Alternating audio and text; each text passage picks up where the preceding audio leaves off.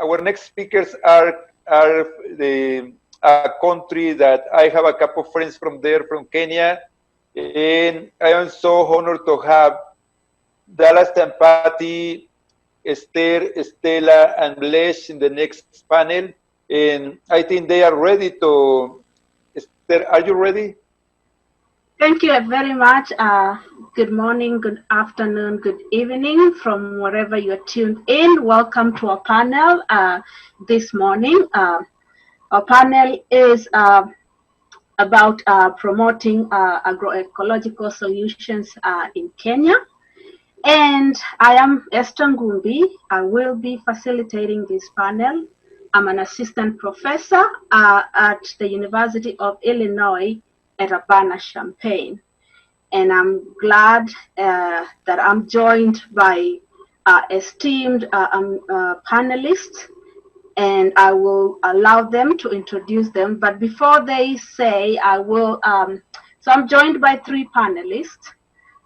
Dalmas Tampati, he's the founder and director of Maasai Center for Regenerative Pastoralism. I'm also joined by Stella, who is a climate resilience advocate and lives in Kenya as well. And finally, and last but not least, I'm joined by Lesh Elijah, who is the founder and coordinator of Garden of Hope community-based organization in Kenya. Welcome, and I look forward to what the panelists have to say, and I promise it's going to be an amazing panel. So I would give each one of the panelists time to introduce themselves. Thank you very much, Esther. My name is Dalmas Tampati from the Mass Center of Regenerative Pastoralism. And I'm here in Navdanya County, Kenya. And I want to thank Navdanya for inviting me to speak in this conference. Thank you very much, Dalmas. And next, Stella, please introduce yourself. Thank you, Esther, for the introduction. Hi, everyone. My name is Stella Nyabura. I'm joining in from Nairobi, Kenya. I'm an advocate for climate resilience, and so I have an interest in food resilience by extension. My presentation will be an urban and social take on the topic, promoting agroecological solutions in Kenya. Back to you, Esther. Thank you, Stella. And Mlesh, please go ahead and introduce yourself. Yeah, I've told you my name is John Elijah Mlewa, aka Mlesh, and I'm from Taita Taveta County in the coastal region of Kenya, and that is the place where I was born and grew, and I'm still living there. So I'm the coordinator of and the founder of Garden of Hope community-based organization, which is a small grassroots non-profit organization operating in the area. This organization was born to help restore and build sustainable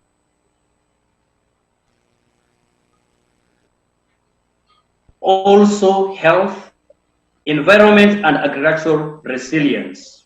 And our focus for the organization, our main focus is to share knowledge on grow by intensive and other regenerative farming methods, environment, and biodiversity conservation.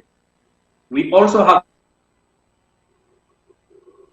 sovereignty, good nutrition and diet, and promote environmental conservation by grow biointensive farming among small-scale farmers in Taita Taveta. That is why maybe this organization was born, to facilitate people to become more resilient in this time of climate change. So thank you, the organizers of the event, for allowing me to participate in this year Soil Not Well virtual conference event. So thank you, Esther. Thank you. So thank you very much for introducing yourself. As you can see, we have quite a breadth of panelists that are working every day, try to make sure that we rebuild healthy soils, regenerative agriculture. And so my first question I'm going to ask Mlesh, because you started us very well about just growing and replenishing soil. Why are you interested with healthy soils? What inspired you to take this challenge? Thank you, Esther. I'm interested with the health soils because with the health soils we produce healthy food. And when we produce healthy food will produce health people. Right now, we can see we have a lot of people who are suffering from non-communicable diseases like high blood pressure or hypertension, diabetes, and cancer. And most of these problems are due to lack of eating proper diet. And also, most of the people in the world, because of high population, this has the population pressure in the world has also led to poor diet. So I tried to research and found that in developing nations like our nation, one plate of food which you find on the table, it costs like 12 plates of soil. It has consumed a lot of soil, more than what we think. Maybe when we add fertilizer, we think that that particular crop will go to consume that fertilizer only, but it consumes more. So that means our soils are being degraded. So that's why I'm interested with the health soil, such that we can have a healthy environment and a healthy community. Thank you. Esther, are you getting me? Now we are. Yes. Did you get whatever I've been saying? Yes, we did. And thank you so much for sharing a little bit what interested you in starting your organization and really being an advocate for healthy soils. So I will then from you move to Dalmas. Once again, you're the founder and director of Maasai Center for Regenerative Pastoralism.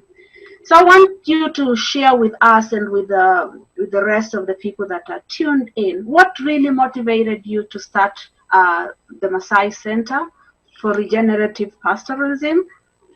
And tell us a little bit about this center. Okay. As Dalmas is as Dalmas is checking in and trying to get his systems work, I guess I'll get to you, Stella. So you have a lot of experiences with urban farming.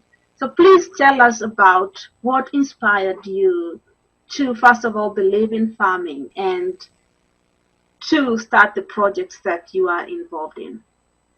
Please go ahead, Stella. I think my experience, I will give it as the social aspect. It started at home. I would call my parents urban farmers. They practice their own version of urban farming. It's definitely small scale. We don't discard organic waste.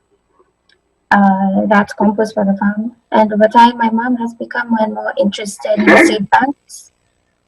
We have date, melon, avocado, and bell pepper tomato seeds. And I sort of feel like these habits are picked up as we go along. It's a very organic process. Currently, I'm looking forward to our first batch of something close to terra preta. It's something that I'm curious about, just by virtue of it being roughly what the Aztecs used, or what I've heard, which we know as Amazonian soil. So for this, we've been collecting eggshells and ash for our compost. And I feel like this would be great for seed balls. And so anyone who's exploring no-plow farming might find this interesting. The point is there are many things that we could do at home. Agroecology is accessible. So like the terra preta and the sequels, they're simply a product of food prep in the kitchen. Yeah, and aside from food, energy, and water resilience, which are also of interest, I have also channeled my interest in the environment into climate resilience infrastructure. That's, for example, looking at flood walls to reduce exposure to floods. We know that that's a problem in Kenya. That's through NOBA, a long-term endeavor of mine. But also on a social level, I'm engaged with some African activists trying to forge climate friendships. It's been quite interesting for me to see the effect that activism has on awareness. Africa depends heavily on agriculture, and so with climate change warming 1.5 times faster than the rest of the world, that's bad news. It means soils drying up, reduced soil, organic matter, leading to widespread desertification. And then comes conflict due to limited resources and migration. There's a chance that people being aware of this empowers them to act.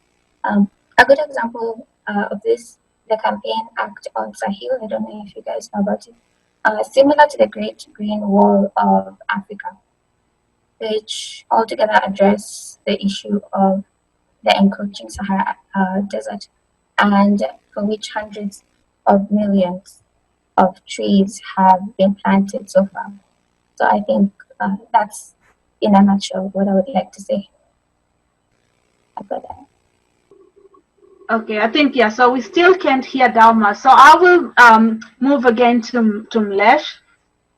What are the projects you are implementing? And I know you had a slideshow, so could you share with us about your work and a little bit, tell us more. So I want to use the full screen, like that. So that is my introduction, which I've just given, that I grew from Kenya. And without wasting much time, I don't know whether, Esther, are you getting me? Oh. Yes, it looks very good. Please go ahead. Okay. Yes. So this is what the reason which really brought me to why I'm interested by healthy soil. Here I'm showing that one, healthy soil, I'm interested of healthy soil because of food production, and I'm saying healthy soil equal healthy food, which is at the end will give us healthy people. So I've just said that one plate of food, you see this is a rice, sometimes we get rice from Pakistan. So this rice coming to Kenya, it uses all these plates of soil. So by that we are degrading our soil, or the soil is being used and not being replenished. So that is my interest of healthy soil, so that we can replenish the soil and the soil can continue to live. And the other reason, which they've made me to be interested with health soil, is that in the world we have what we are calling the global hunger, which has led to extreme poverty. We have we have challenges of climate change. We have land degradation, biodiversity decline. I know the first speaker and also the Dr. Vandana Shiva, as she was opening, she has talked of biodiversity declining. We are losing a lot of biodiversity, and also the water resources and management, the use has tripled. The demand is so high, but the project which we are using, or the technique which we are using, it uses less water. And then also we have like disasters like this year in Kenya. We started with the floods, we had armyworms, locusts, now we have COVID-19. Some other places they are still in floods. So all these problems, they made me to move into like working. I started thinking, what can I do, or what should be done to live in a better world, which we found it, or the way our grandparents they lived. And my inspiration started back in the year 1988 or 98, when Kenya was first hit by El Nino rains. We had a tragic problem at our place. One night when we were sleeping, the rain, when I was a youth, the rain poured at the area for like one day, the whole day and up to the night. And by around 2 a.m., things were not good at all because we had water, or we had some floods, and we were living in a, I come from a poor family, and we were living in a grass thatched muddy house. That evening, that night, or in the morning, we started hearing like utensils hitting one another. And as I dropped my leg, half of the leg was in water. So that is when I realized that there is something wrong. And the next, what followed after the rains, because the El Nino rains really came with high erosion, spoilage of food, displacing people, and death of livestock and wildlife, and destruction of biodiversity. And from that day up to today, the place has not really gone back to its former state. So the community, which had been food secure in the previous, and also they were economic secure, the rain changed their life, and they had that new paradigm shift. And from that time, I started as a youth. I was wondering, because like our farm was it had a good soil fertile, but now it was full of sand, which was piled like 10 foot above, and you could not see the topsoil. So we lived in a problem. So from that, I started thinking as a youth, what can I do, or as a young man, what can I do in our society to change this system, to go back to the normal, because we started depending on what we are calling the food aid.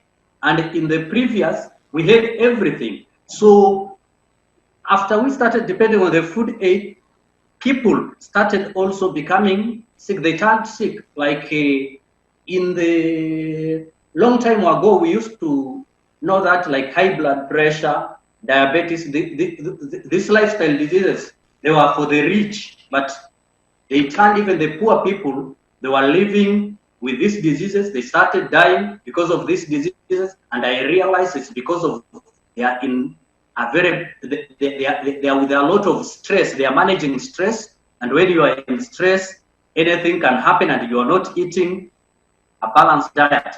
So that changed the community, the food security of the community. So what is the solution in place to meet the above mentioned challenges? I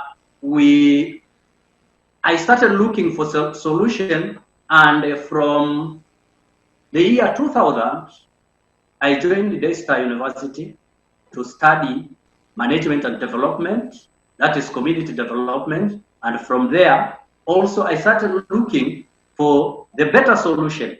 This was to give me skills of working with the community, but I needed now the solution. And I also joined another institution in Kitale known as Manor House, which is training biointensive agriculture. And from there, I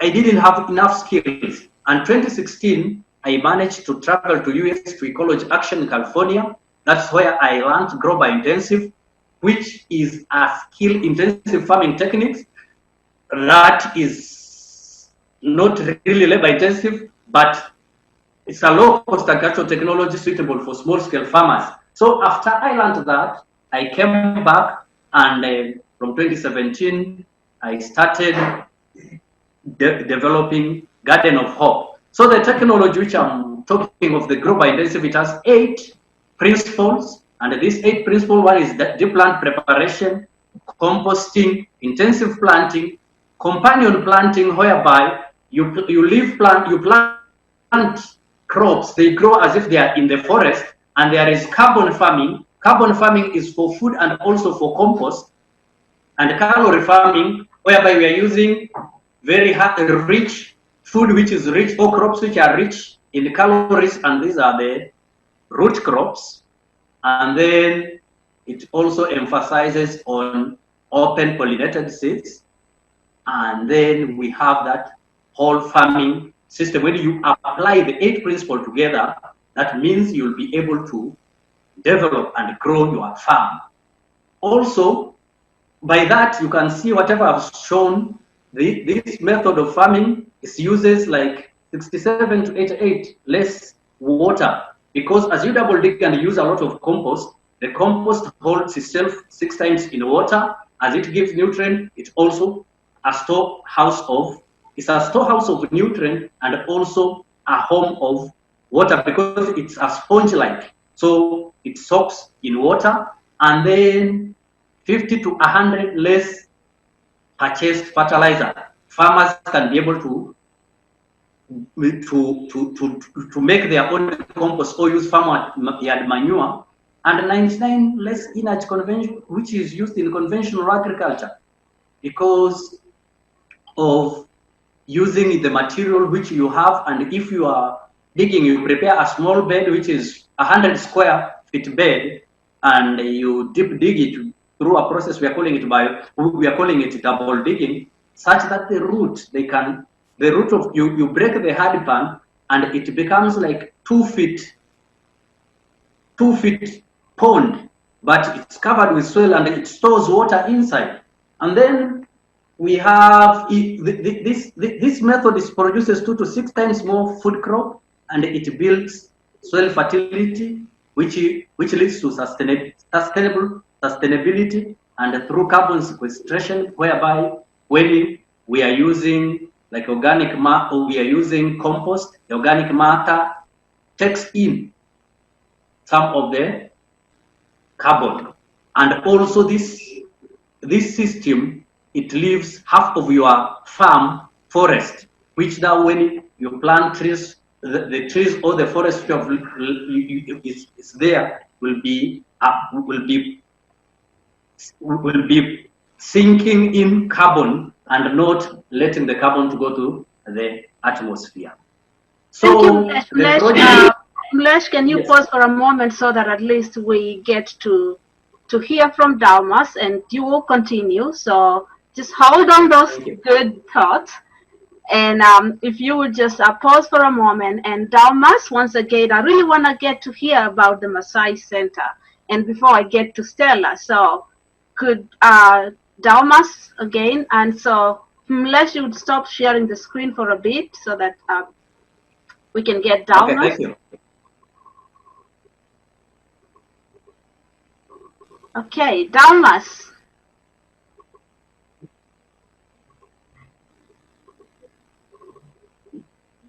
Hello? We can't still hear you. Am I the only one who is not hearing Dalmas? Stella, can you hear Dalmas? I can't hear you either. Okay, so we still can't hear you, Dalmas. No audio from Dalmas. And so, yeah, so it's just, I don't know what to do, but we'll get, please keep trying to connect with audio, Dalmas. And so, yeah, Mlesh talked so much about just the rural farming systems and how he is doing his part to keep the soils healthy. So coming to you, Stella, you very much are working with the urban systems. So would you please tell us what do the urban food systems look like in Kenya, and what are the challenges that are actively facing these urban food systems in Kenya? Thank you, Esther. So Nairobi relies heavily on other counties to meet its food requirements. So what we have is a very centralized food system. The problem with this is it's easily disrupted. Events such as locust invasion, as Mlesh was talking about, political unrest, or currently COVID, pose a threat. We've bought fruit, vegetables, meat even during the pandemic, and it wasn't that fresh as we used to. Our challenge is due to limited space People in the city don't often grow their own food. However, others have chosen to see this as an opportunity. During COVID, a few friends have said that while at home, they notice they have more time to start their own vegetable planters, which translates to less shopping in the end. To address the issue of centralized food systems, calls for innovation, a centralized undertaking, our own take on microgrids. Um, this could be container farms, such.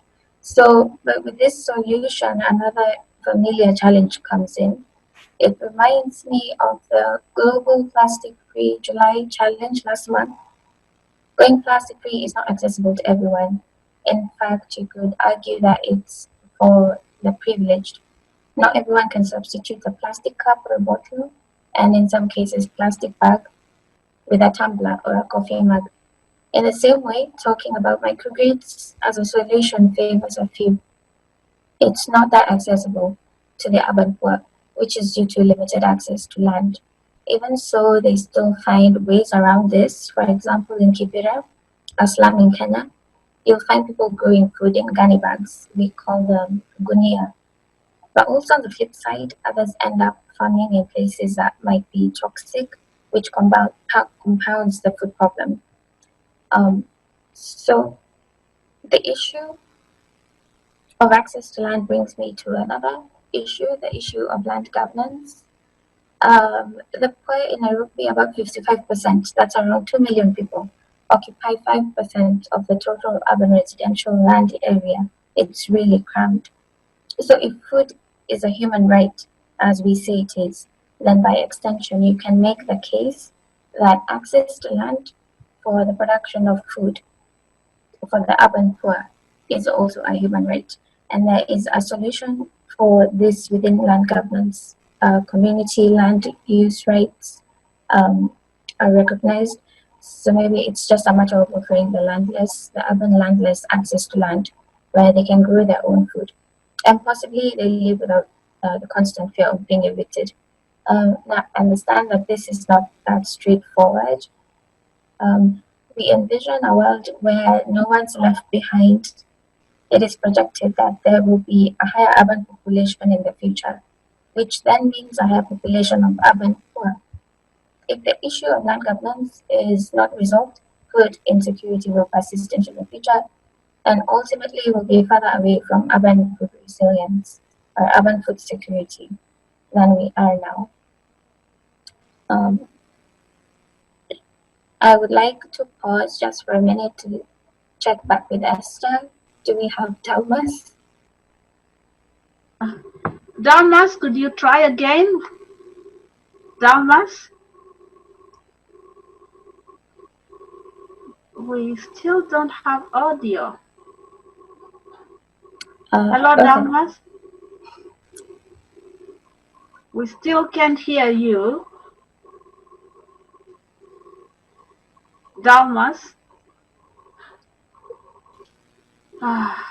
That's all right. I can finish. Okay, so go ahead, Stella, because Dalmas, it looks like we have issues with that. Yes. On land governance, another issue still that is land conversion. I've had many people talk about this. Mm-hmm. We know that soil is a carbon sink, so a higher level of land converted to build space is a problem. It's a bit like drilling for oil. Bear with me for like comparison. We take something that's underground, that is stable and harmless, and we use it above ground where it's registered a carbon and plastic footprint that have become a disaster. In somewhat similar fashion, we dig stones from a quarry, extract them for our buildings. So while sprawling buildings, a common sight in the city, which has infected other counties due to devolution. We have large land areas covered in these rock formations that aren't carbon sinks, like the soils they displace. So maybe the solution to this as well, housing a population that's constantly on the rise, is a shift to high-rise buildings. So less sprawling and more altitude. Also, in order to restore a function to the soils that we'd be saving by building high rises, it would be important to allow regeneration to increase soil organic matter, its productivity, and its capacity to store carbon. Yeah, so that's what I would have liked to say about urban food systems and Nairobi. Back to you, Esther. Thank you, Stella. So yeah, so now you've shared very much about just the need to really promote agroecological solutions in urban systems. Food is right, and we know that yes, in the next 5 years, urban cities are going to be densely populated. So now, because today this panel was about promoting agroecological solutions in Kenya, I would love each one of you to truly just speak out to this. How are you and the projects you are engaged in really bringing out this topic? And how are you involving other people, the young people, women, and how are you involving communities into all working together to regenerate our soils, to regenerate our food systems, and to ensure that we all are eating healthy food. So Mulesh, I will get to you, and if you can share with us a little bit about that. Thank you, Esther. Okay, what we are doing, as I earlier on said, practicing biointensive agriculture and other ecological farming systems. What we are really doing at our place, when in 2017 we started a demo site. The purpose of this demo site was to do some research on the crops which they can do better in this dry area. Maybe what I didn't say is that the Taita Taveta is a semi and arid land, and it's becoming arid. It used to be semi, but now because of the climate change, it's becoming arid, because we used to receive 2 bimodals of rain, but now we are receiving 1 modal. So we started our demo site, and we are calling it another way of living farm. This is a training and research farm whereby we are doing some tests with the different crops, and I'll be able maybe to share and show you to the screen what we are doing, whereby we are training the community. They can come and visit. Number one, they can come and visit and they learn from the site. And then number 2, maybe let me share the screen. This is another way of living which I'm talking about, where we take farmers, they come and learn, and also we go to the farmers. And as we go to the farmers, we started another project. We are calling it Restoring Healthier Diet for Healthier Life, or Eat to Live. We dubbed it from Dr. Joel Faraman, who wrote a book on Eat to Live. So from there, we train them, and as we train them, we are not going. We don't go direct and train them on farming. We start with what we are eating, because we are what we eat. So after we learn what we are eating, and then we see the food which we are eating, is it healthy or not healthy? From there, we go to the other point, how can we get healthy food? And in those workshops, we eat our indigenous food, and we try to compare what we are eating, the processed food and the indigenous food. How do it feel? We went to our community, and some of them, they came the next day and they said, oh, I ate our indigenous food and I'm still feeling satisfied, because the food is nutrient bound.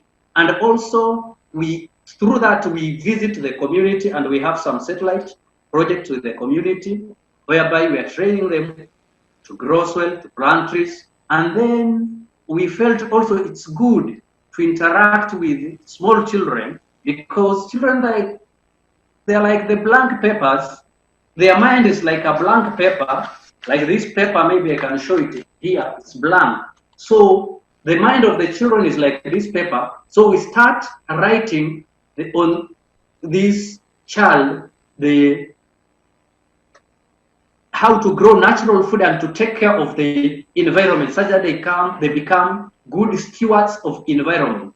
Why am I saying so? In our county, we use like fuel wood. So 90% of the kitchen activities, people are using fuel wood. It's nowadays that a lot of people, they have started installing renewable energy, which is solar. They have solar panels in their homestead, but the solar is just for lighting, not for cooking. So they use firewood, we use charcoal to prepare our meals. So in that, we are still, what we are doing is deforestation. We are cutting our forest. So we started training children. So we have a garden in one school called Mbulia Primary School, which is my former primary school where I schooled. I decided to start from home. And also we have the number 4, we have a radio program whereby we do air our program in our vernacular language. We share the farming, we share about climate, we share about diet, we share about food insecurity and how maybe to overcome the food insecurity and diseases. So below there are just the screens to show now, like whatever we are doing or what we have been doing, because what you can see, this is where we started in 2017. This is the dry land. We started working on it, and after that, this is 2020. You have seen the way 2017 looked like, and this is 2018. The picture number 2 here, you are seeing the lady holding a plate. This is, we are processing our own seed, indigenous seed. Because we want to conserve our biodiversity, and one way is to have the seed power. So we are trying to bring back the lost seeds such that we can try to save them. And then this is 2019.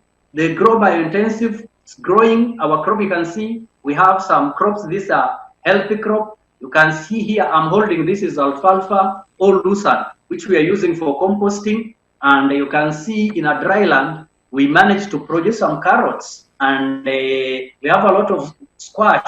And you can see when I'm talking of carbon crops, you can see like maize, or in other places they call it corn. We have some food security crops like cassavas, and we are building this farm in what we call 60 carbon, 30 calories, and all root crops, and 10% income. This can be tomatoes and crops which can provide some nutrients and also give us some income. So these are the people we're working with. They are happy. We managed in this year, we managed to produce a lot of onions, produce squashes like watermelon, and also vegetable, which sometimes we share with the community. And also we're encouraging them to plant tree. We have a tree there, so we are planting tree to change the place. And as we are planting the tree, you can see we have a container. If I don't know, you can see here I'm touching, we have a container beside that tree. What we are doing, we normally put water in that container, and the container we make some holes in the bottom, because when we pour water on top, the water will disappear through evaporation and quickly. But when the water is in the container, and the container is like 1 foot deep, the water will be sinking slowly to the roots, and the tree will be growing. That's another technology we have introduced into arid area. And this year also, you can see a building here. This building, I've moved. This building is Thank you. We are running out of time, and I really want to give. This is really great. I mean, thank you for just giving us a glance of what's going on in Kenya, and I really welcome everybody that's tuning in. If you happen to be in Kenya when the pandemic is over, please visit Mlesh and see what they're doing. And so, since we are almost running out of time, I would want to give Stella and Dalmas the opportunity to give us their final thoughts, and please make it make it quick so that we can leave room for questions. So Stella, what are your final thoughts and takeaway? What would you want people that are listening to you and wondering what is the next step as we continue to build healthy and resilient systems, urban food systems? Thank you, Esther. My conclusion will be specific and broad, like my presentation. I think we shouldn't fully bank on government to solve these problems. No one can solve environmental problems alone, nor agroecological, climate change, all these environmental problems. We need NGOs, community, public, private, everyone. And so there is room for everyone with the capacity to participate. You can start a pool, starting small, engage others. This could be vegetable planters, which evolve into community farms to decentralize our food system. And a bit of a segue, I've read that plants and animals share many of the same genes. So we just use them differently. And borrowing from the writer Yuval Noah Harari, it would seem we specifically have an ability that sets us apart, telling stories.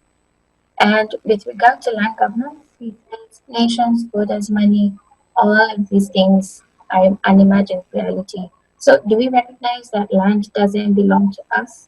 Is a question that I would like to leave with everyone. The problems that this story has brought about, that land belongs to humans, or sapiens if you like, is obvious for all to see that that story doesn't serve anyone. Telling stories is key to gaining from any solution available. No other living thing on the planet would be able to make much of the same solutions if we handed them to them, not as we would. And that's through our ability to coordinate in large numbers and organize by telling stories. Therefore, although we have caused a great deal of harm to the planet by coordinating in large numbers and organizing, which we have the ability to recognize, we are also the only solution. And that is my conclusion. Thank you. And Dalmas, can we hear from you? Are you still, we hear or? Are you able to hear me now? Yes, yay! Just please, this is the last 5 minutes. Please, just give us just a short. Thank you. Thank you very much, friends. I want to say this is the Mass Center for Regenerative Pastoralism. I was motivated by the drought that affected us in 2009, and I wanted to look for solutions to the problems that the Maasai were facing with their cows. So I started the Mass Center for Regenerative Pastoralism to promote agroecological solutions to help us restore our land and stop land degradation. I want to thank everyone. I had problems with connecting to the conference, but I'm happy with being able to train about 300 people on holistic management. We have projects running on holistic plant grazing, and we have realized a lot of improvement on the status of the land, and our animals are healthy, our people are happy, and our economy is thriving. And my goal is my vision is to start a demonstration site to showcase agroecological solutions, because our people are illiterate. Sometimes they don't they are not able to interact well with written or English or these other languages. So they want to.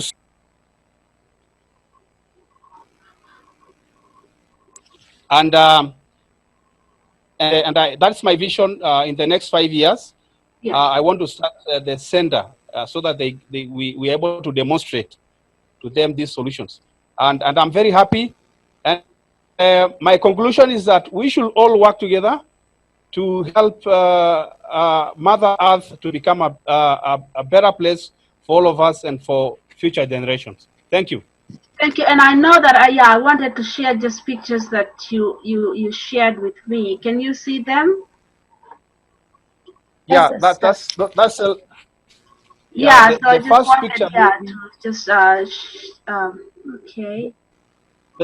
There's one picture that shows the status of the land and cattle when the situation was bad.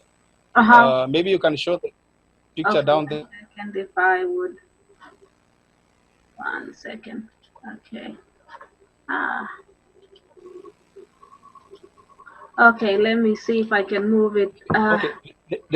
Okay. The picture you are seeing there is actually there are animals grazing on the background, and it actually shows that the land is its status is improving, and And we are then there's having that. grass for animals. Yeah, And then there's that yeah. one. So. The other pictures down there, I think. Yeah, that is how the land is now. You can see there's plenty of grass, and this happened when we started this program on holistic plant grazing. Yeah. And there's that one. Well, that's a picture of a Maasai cultural ceremony we attended. We had this year, and part of my work is also to help in cultural restoration. That is a picture of a healthy bull, and that we bought recently to help us in improving our breeds. And that is the picture about our land in 2009. This is a picture that helped me to start the Maasai Center for Regenerative Pastoral. You can see the land is dry and degraded, and the animals there are emaciated due to drought and lack of grass. Yeah. Thank you so much. So I just wondered, I could not finish without a list because we didn't get to hear so much from you. So thank you everyone that tuned into our panel. Thank you the panelists, Stella, Daumas, and Mlesh. You guys did an amazing job. We really love what you're doing. Please keep doing it. Please keep regenerating our Mother Earth, and that was a great call to action, Dalmas. So without further ado, I would welcome questions if we have time, or if we don't have, then we can just wrap up. So do we have time for questions, or we are out of time?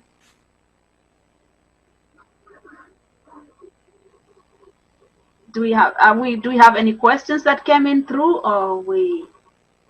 I think the time is over. Okay, thank you thank you so much for everyone again.